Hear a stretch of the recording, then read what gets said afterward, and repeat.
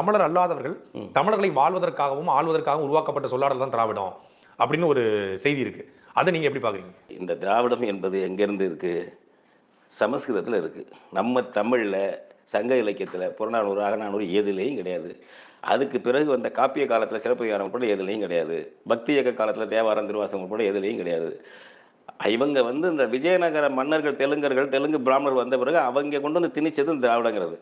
இப்போ இதுக்கு முன்னாடி அங்கே யார் சொல்லியிருக்காங்கன்னா பிராமணர்கள் தான் சொல்லிட்டு இருந்திருக்காங்க. ஸ்டெப்பி புல்வெளியிலேருந்து மேய்ச்சல் சமூகமாக நம்முடைய சிந்து சமவெளியில் நுழையிறாங்க ஆரியர்கள். நுழைஞ்சாங்க பல பிரச்சனைகள் பல நூறாண்டுகள் அங்கேயே இருக்காங்க. அப்போ அங்கேருந்து அவங்க திரும்ப 2 பிரிவாக பிரிஞ்சு போகிறாங்க. ஒன்று தெற்கு நோக்கி வர்றா, ஒன்று வடகிழக்கு நோக்கி போகிறாங்க. அப்போ அந்த ஆரியர்களுக்கு 2 அடையாள பேர் வைக்கிறாங்க. வடக்க போகிறவங்களுக்கு கவுட பிராமணாஸ், கவுட பிராமணாஸ் அவங்களுக்கு பேர். இது தெற்க வந்தவங்களுக்கு திராவிட பிராமணாஸ்னு வைக்கிறான். தெற்கே இருக்கக்கூடிய ஆரியர்கள் தான் திராவிடர்கள். ஆமாம், எல்லாம் இருக்கு. என்சைக்ளோபீடியா பிரிட்டானிக்காவில் இருக்கு.